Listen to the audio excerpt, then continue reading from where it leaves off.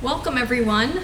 We're so glad you're joining us tonight for our first ever virtual library program night.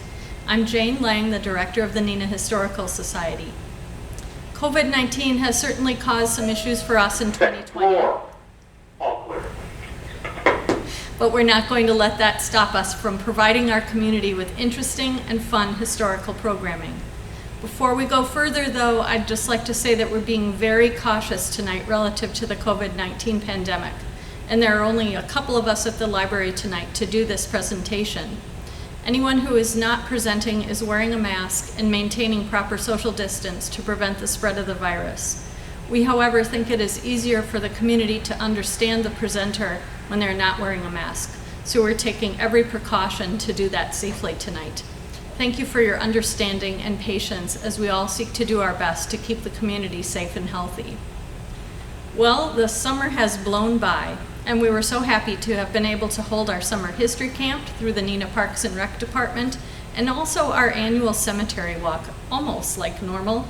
We had great stories to tell at the walk, stories from the island, and a wonderful night to visit our historic Oak Hill Cemetery. You can watch that program on our Neenah Historical Society YouTube channel, thanks to the work of Nick Jevney, who is the president of the Menasha Historical Society. Thank you so much, Nick, for all you do to preserve our shared local history. We're very grateful for our partnership with the Menasha Historical Society on many programs and events. And although we had to cancel our Neenah Menasha Intertribal Powwow for this fall, we're happy to say that we're collaborating with them on an event which will be held at Smith Park on September 27th from 1 to 4 p.m. It will be called History and Mystery at Smith Park, and it's an opportunity for you to come out and learn some of the very interesting stories of that park and the surrounding area on Doty Island. You can visit our website or Facebook page or the Menasha Historical Societies for more information.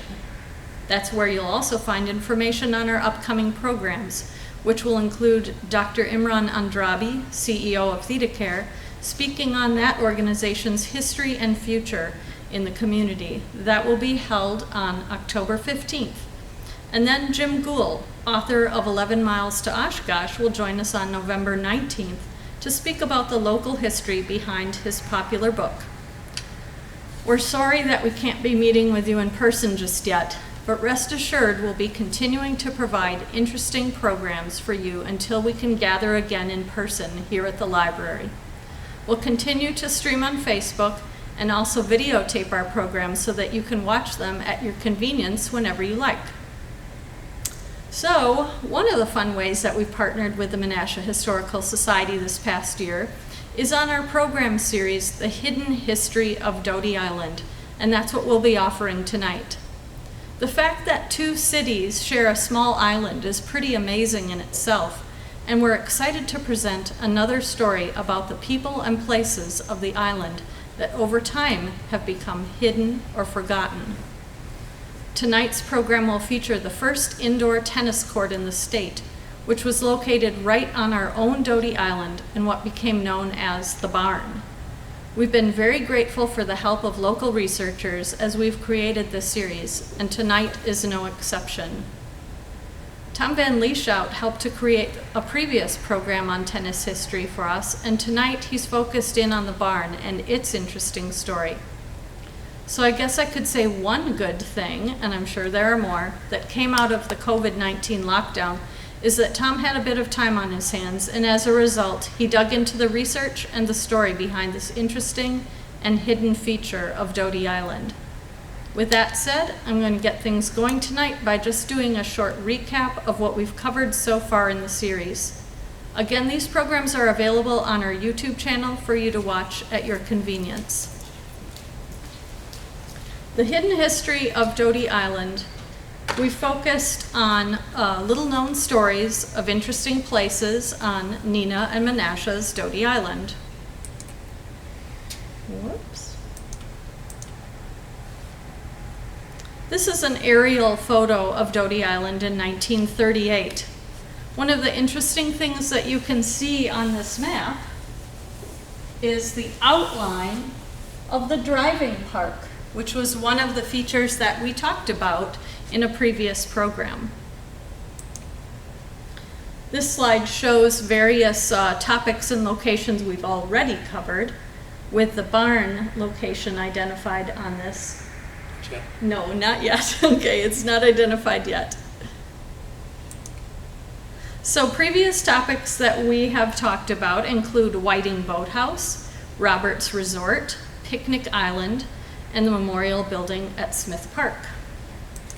Also Winnebago Day School, the Winnebago Players, the Driving Park, and the Doty Tennis Club. So with that, I'm going to turn it over to Tom VanLieshout for tonight's Hidden History topic.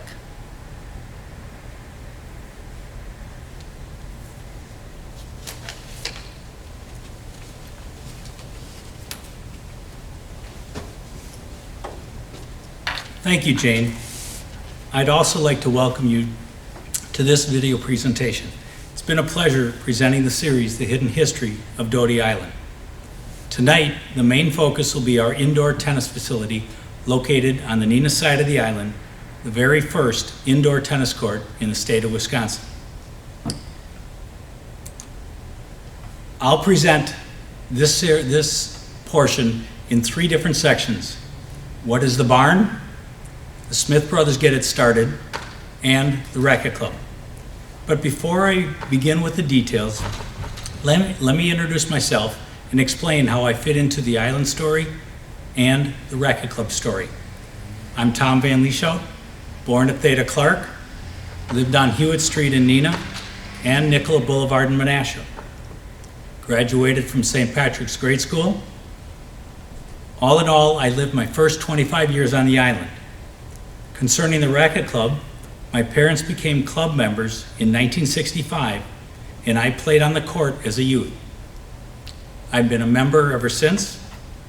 As an adult, my family utilized the facility, and I was a board member, president for 2 terms. In this first section, we'll discuss the basics, the who, the what, the where of the facility. You'll find a mixture of beginners, experienced and social tennis players, along with many business leaders utilizing the tennis court. First and foremost, the Racquet Club was the first indoor tennis court in the state of Wisconsin and was the second indoor court in the Midwest. Indianapolis had the other.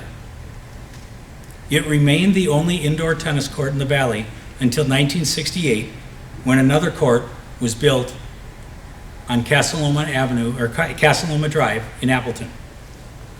The large olive-colored building contains a full-size regulation doubles tennis court with a regulation backcourt space. The Racquet Club, still in operation today, is a private tennis club with 35 family members. There is a board of directors, but no operational staff. Members sign in online to reserve court time, and they have a special key for personal access to the facility. New members are established from a pool of associate members. Bylaws of the organization hold to a maximum of 35 regular members. When a current member resigns, there's a waiting list from the associate member ranks to fill that open position. The ceiling is free of roof beams, has a clearance of 29 feet, and arches upward from the cement buttresses. The court was a single-pour concrete slab with ceiling and walls lined with fir wood, which is the best wood for pest control and rotting resistance. The facility has no running water, no air conditioning, and was originally designed with indirect lighting. The Racquet Club is not insulated. It's always interesting getting ready to play tennis when it's 10 degrees below zero, sometimes having to go an hour early to turn the heat on to get the court warm. The Racquet Club is located on 333 7th Street, near the corner of 7th and Hewitt in Neenah. It was built in 1927 on the Charles Smith property of 824 East Forest Avenue. East Forest Avenue.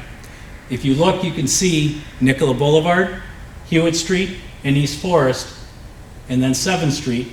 It is the brown or the dark building right here.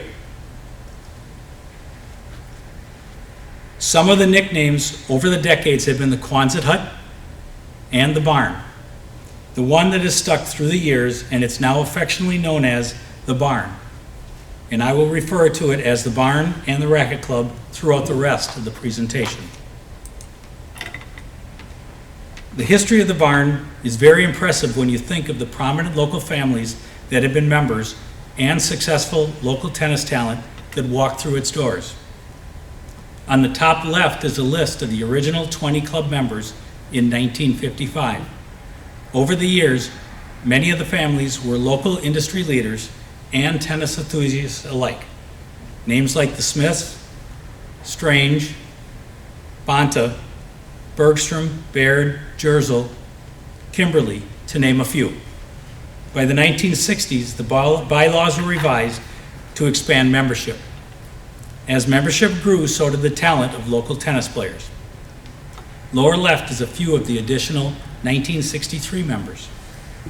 Listed on the right are just a few of the local Wisconsin state champions that were members or trained at the barn. As you can see, the Neenah and Menasha area has been blessed with talented tennis players through the years. The barn will play a role in their development. Two neighborhood families took advantage of their proximity to the barn. Across the street from the Racquet Club, only 100 feet from the property, two neighbors became members of the Racquet Club and started a Doty Island tennis story that spanned 3 generations and continues today. The Warren and Naomi Whitlinger family lived at 810 Hewitt Street. Warren was a gifted basketball great at Ohio State, playing professional in the 1930s. He became a nationally respected tennis coach. Mary Jane and Joe VanLieshout family lived at 806 Hewitt Street. Mary Jane was an outstanding junior tennis player. In 1944 and 45, she was Wisconsin state champion and ranked 7th in the Western region of the U.S. Both of these individuals, Warren and Mary Jane, were inducted into the Fox Valley Tennis Hall of Fame.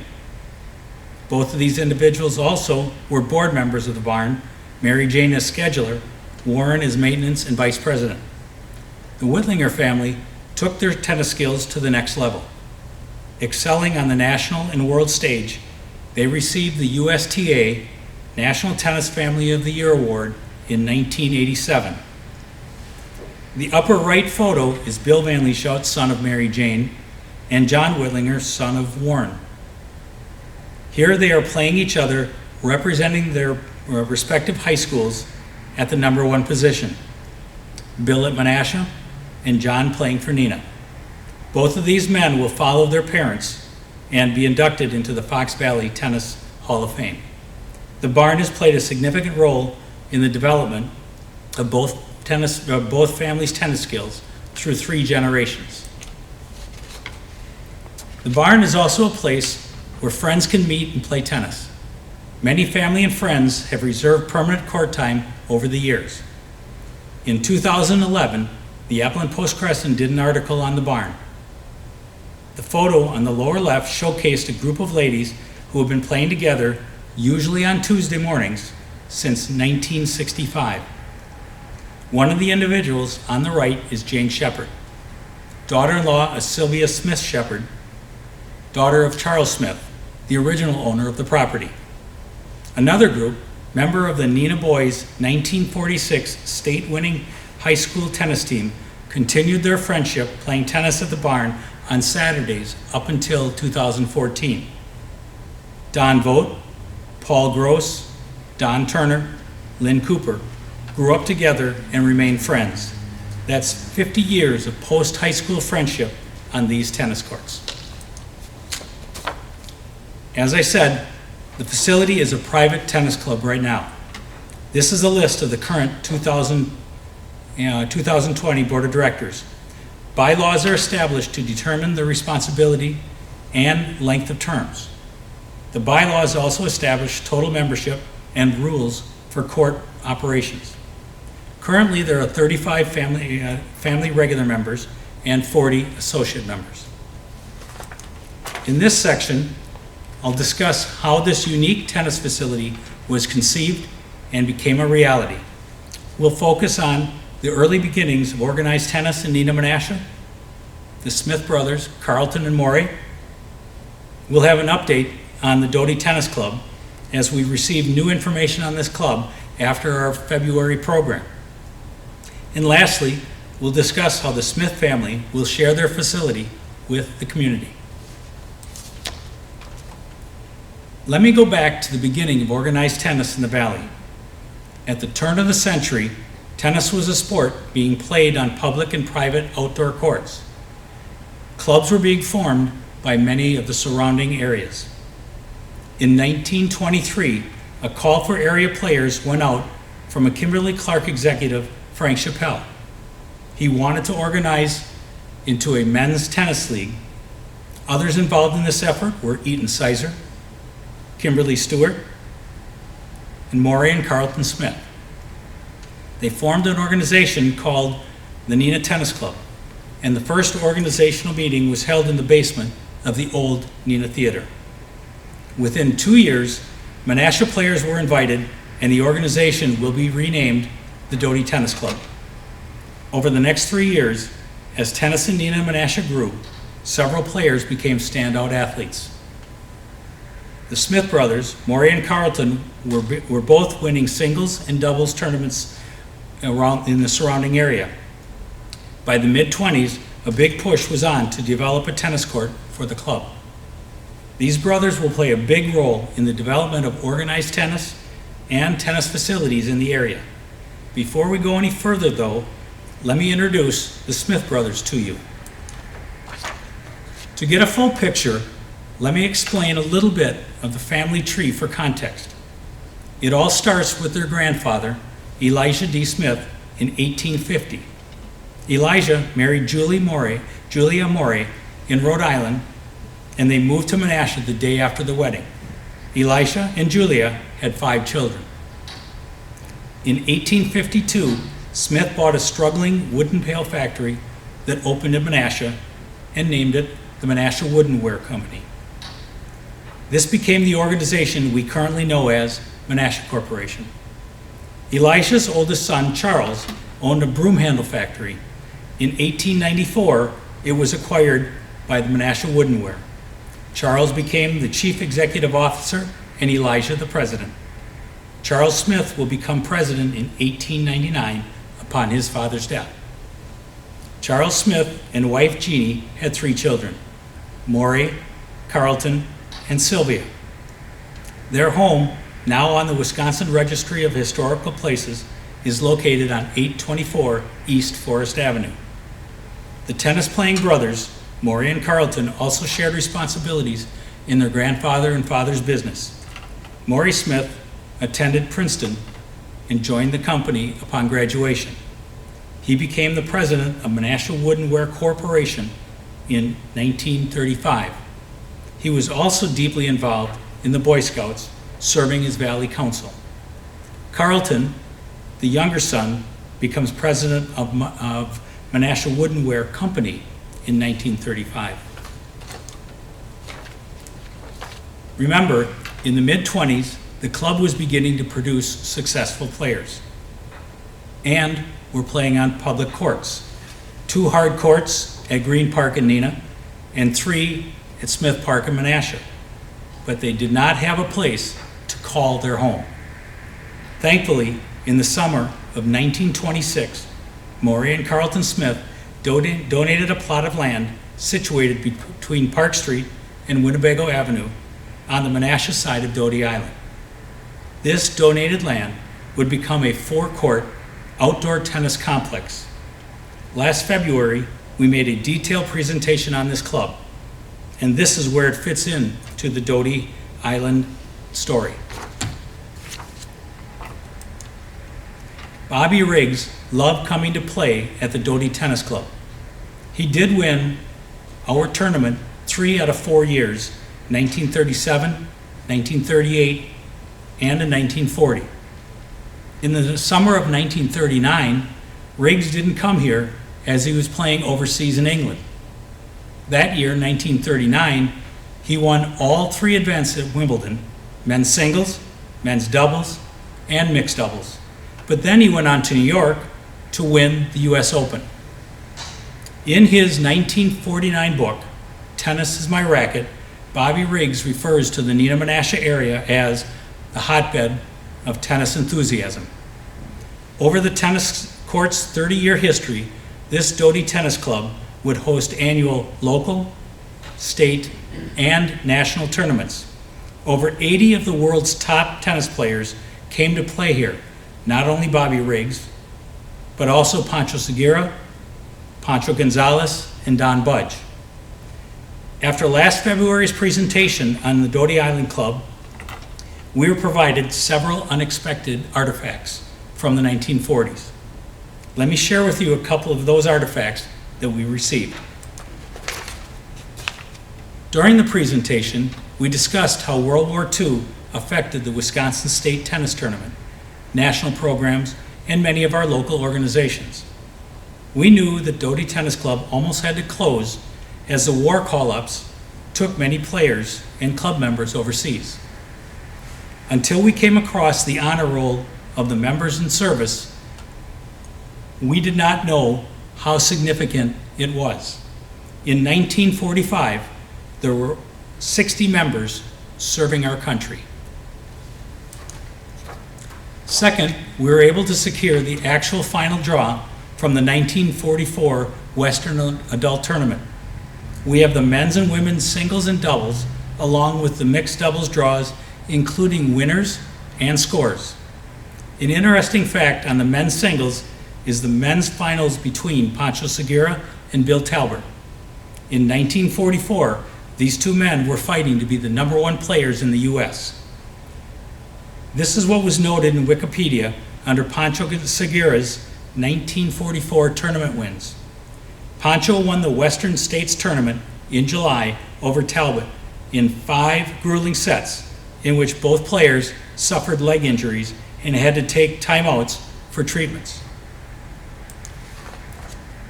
The most interesting find of our presentation was this photo. When we presented it on a slide, we did not know the identity of the player providing the autographs. During the presentation, Betty Hill thought it might be Gloria Thompson and made a comment that Gloria was always following Pancho around. A little research after the presentation found a very interesting fact. Yes, it was Gloria Thompson, but just who is Gloria? It turns out that Gloria Thompson is Jimmy Connor's mother. The lower left photo is Gloria and her sons, Jimmy and Johnny, in the early 1960s. This is what Wikipedia says under Jimmy Connors. Jimmy Connors grew up in East St. Louis across from the Mississippi River, St. Louis. During his childhood, he was coached by his mother and grandmother. Gloria was a strong influence in Jimmy's life. Here's another fact that was interesting that I found in Wikipedia. Connor's mother, Gloria, took him to Southern California to be coached by Pancho Segura, starting at age 16 in 1968. This was Mr. Connor's first professional coach. Imagine a young Gloria and a young Pancho playing tennis at our little Doty Tennis Club. To think all of this comes out of the generous gift from the Smith brothers to the organization that they helped develop.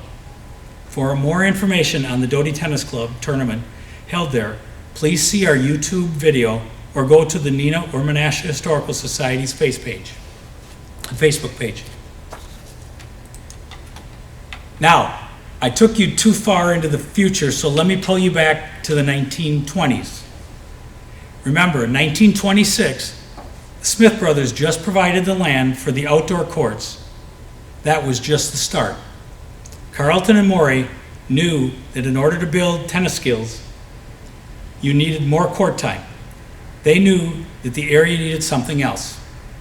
They needed the ability to play year-round. They were thinking big and unique. In 1927, a few years after their father Charles passed away, the Smith brothers developed designs to build the first indoor tennis facility in Wisconsin. Their sister Sylvia now was the owner of the family property. The three siblings worked together on the idea and agreed to build the indoor tennis facility in the backyard of the family property, northeast of the house. This is what one article of the Post-Crescent mentioned concerning a tennis court. Tennis is to be played indoors this winter if plans of Maury and Carlton Smith are carried out. The Smith brothers are arranging to erect a building on the lot on Hewitt Street, directly in the rear of the C.R. Smith property, to house a regulation tennis court. The building will be heated and lighted so that the games can be played in the evening. This will be the first indoor court in the state.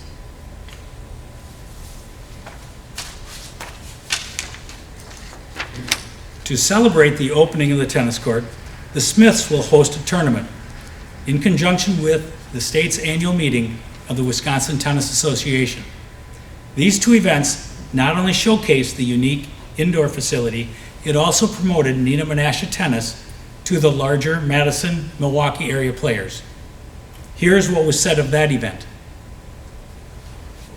A tennis tournament here in January may sound incongruous to some folks, but that's what's going to take place here tomorrow in the enclosed tennis courts recently completed by Maury and Carlton Smith. The court is the second of its kind to be constructed in the Middle West. The tournament, which will be carried on informally, is to be held in conjunction with the annual meeting of the Wisconsin Tennis Association at the Valley Inn, starting at 2 o'clock tomorrow afternoon.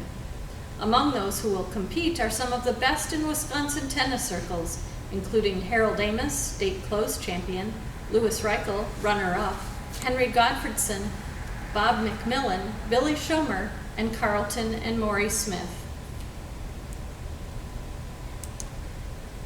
Throughout the 30s and 40s, the indoor facility would see many formal and informal tennis play.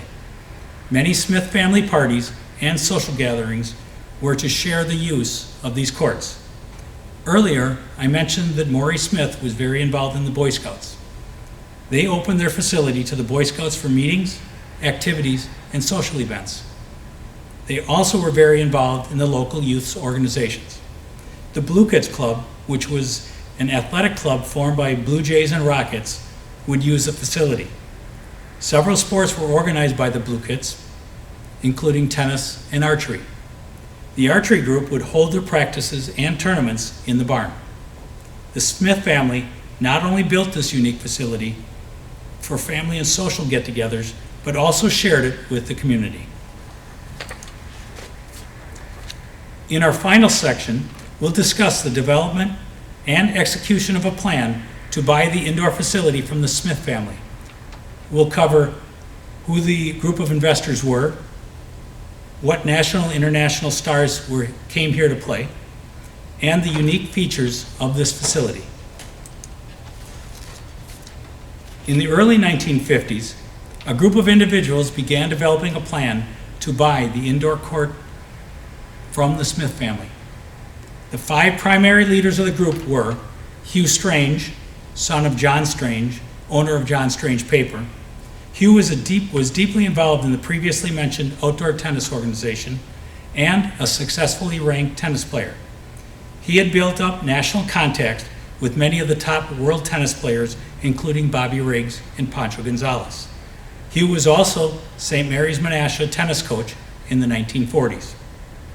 Don Tad Shepard, nephew of the Smith brothers and 4th generation Smith family to be president and CEO of the family business.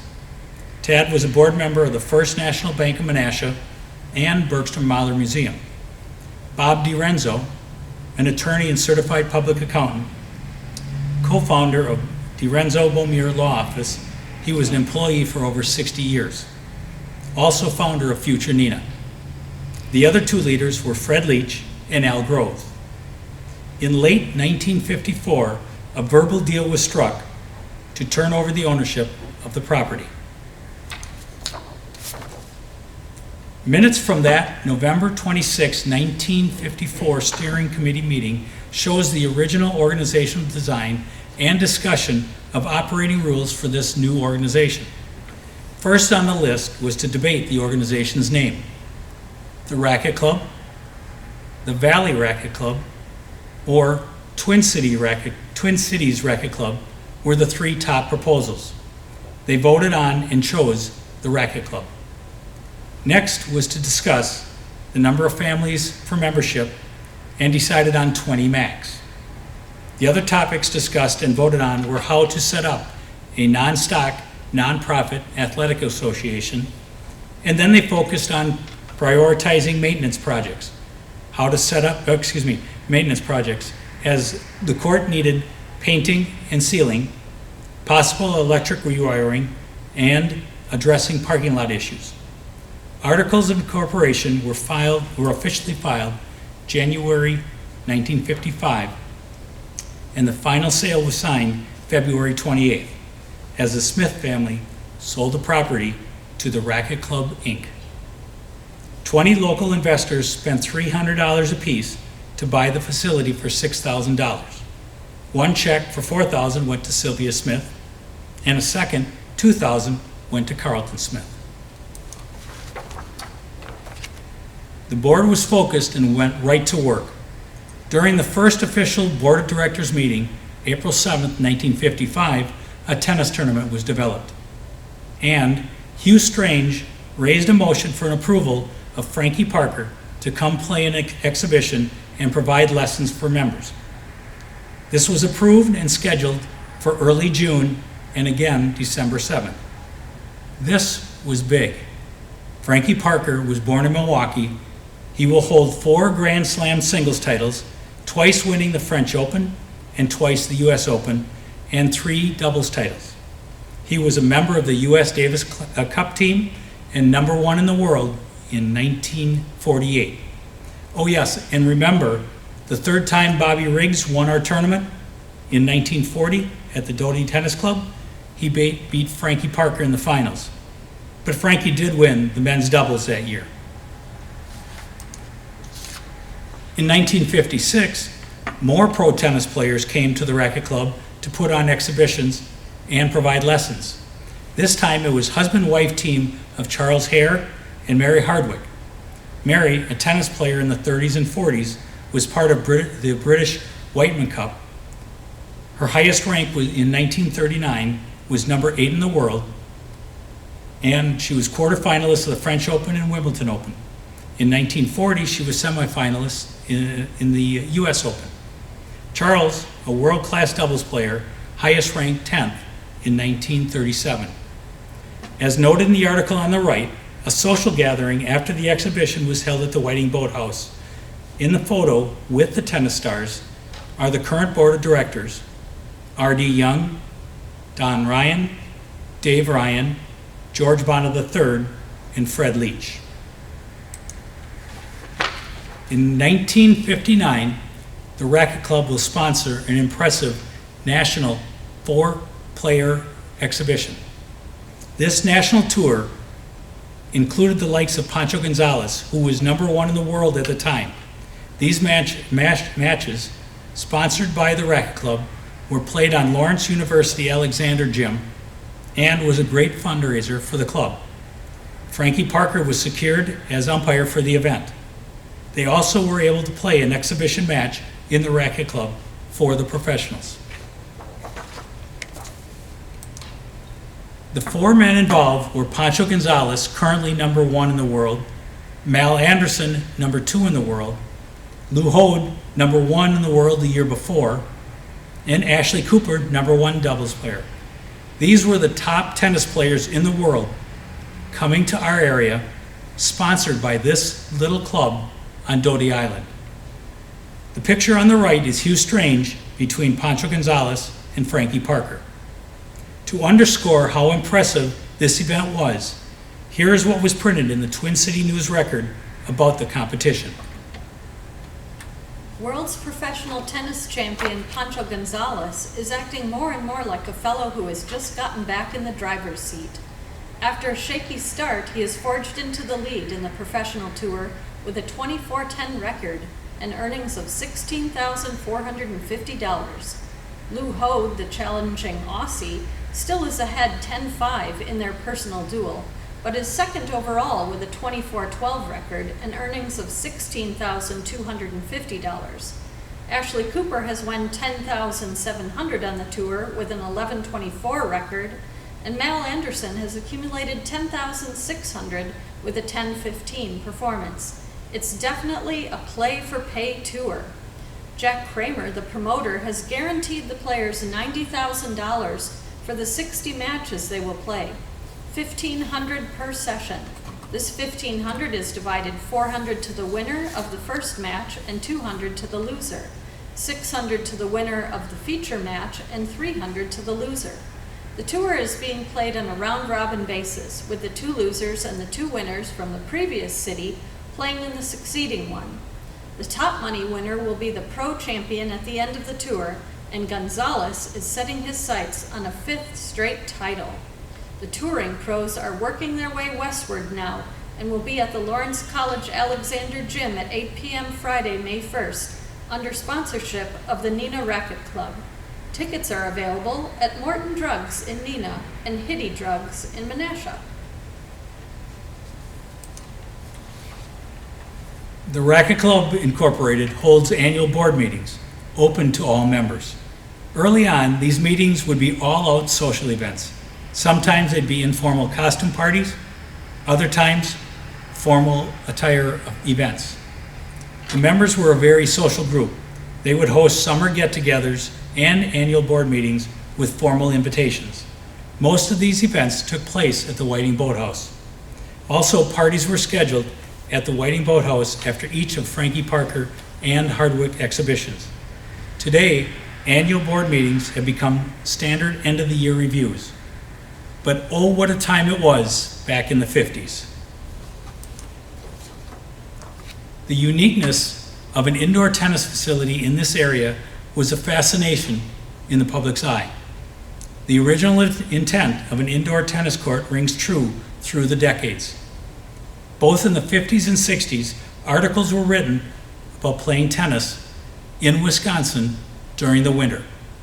Remember, Fox City's Racquet Club was not built until 1968, so the barn was still the only indoor tennis court in town. Before I finish, I'd like to show you some of the unique features of this special facility. First off, in the lower right picture are the indirect incandescent globe lights from the 50s. You needed to be careful not to turn off the lights. Once off, it'll take 10 minutes for the lights to reset. Here we see the court as it is today. This new lighting system retains the indirect lighting. It helps provide more efficient and higher light levels on the court and uniform lighting throughout the playing surface. Notice a significant increase in total court visibility. Anyone who has seen or played in the barn knows there is a distinctive quality to it. The sights, the sounds, and the tennis aroma. Here are a few of the special features that make tennis playing memorable in the barn. Number 1, upon entering the barn, you must sign in and register any guests. Number 2, you'll be able to watch matches or practices on several vintage 1940 and 1950 benches. And number 3, the sidewall windows offer an ability for an open air feeling. These windows have not been open since the 50s, but imagine playing tennis in the summer with a nice cool breeze drifting through the building. Notice the backcourt, number 4, notice the backcourt barrier on the wall. It helps to reduce the sound of the ball hitting the back wall. Since the barn is in a residential area, the neighbors complained about constant banging of tennis balls. A side benefit to the tennis player, though, is it protects them from having the balls roll back into the court. The ball will hit the barrier and remain a few feet from the wall instead of bouncing back into the field of play. And number 5, there's a large backboard for practicing. Notice the angle on the surface. It provides a better bounce back that mirrors a natural return shot. And number 6, members also have access to a lot of equipment, such as ball machines, ball retrievers, and an endless supply of practice balls. Now that you have an idea of what your eyes will see in the barn, The facility also has special appeal for other senses, the ears and the nose. The echo of the ball hitting the racket, the backboard, or the surface makes a unique sound. An echo will be heard throughout the facility. Also, being an enclosed old wood structure, a special aroma adds to the appeal. The best way to describe or explain this experience in playing in the barn are comments from members. John Whitlinger said it best in an interview about a decade ago. John played for Neenah High School, went undefeated all 4 years, and won the state title 1969 through 1972. Here is an excerpt from an Appleton Post-Crescent article written about John and some of his comments about playing in the barn. John loved playing tennis in the barn where his dad coached him. He says he would sneak in as much practice time on his own as he could. It had a backboard that was fantastic. I'd hit a lot on the backboard and serve a lot of balls, he said. I would never have gotten to the level of tennis that I got to without that place. He remembers that the barn had a unique smell and there was a tremendous echo when you hit a ball. Quote, and it felt like you were hitting the ball 150 miles an hour. I would like to end this presentation on a personal note. This is my 1984 official request to become a regular member, as I would be moving up from the ranks of an associate member. It was sent to the Racquet Club's president, Bill Shepard. Bill's grandmother was Sylvia, and great uncles were Maury and Carlton Smith. He kept up the family tradition of involvement in the barn. From the initial thoughts of building an indoor tennis court, the Smith family have been involved in keeping the tennis community moving forward. We are coming up on 100 years of this special facility. I personally was able to utilize it, and I hope it continues operating, so my grandchildren get a chance to play in the barn. Bill, I want to personally thank you and the Smith family for the first indoor tennis court in the state of Wisconsin and the family's effort to share it with the tennis community. Thank you.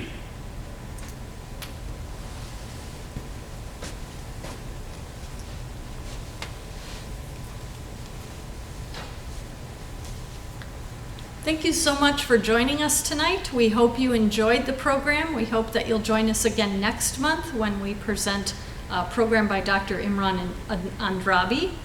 And we just ask that if you have any questions or comments regarding this program, that you send them to Neenah Historical Society at Gmail. That's our email address, or you could contact us on Facebook as well. So we hope you enjoyed the program tonight, and thanks again for joining us.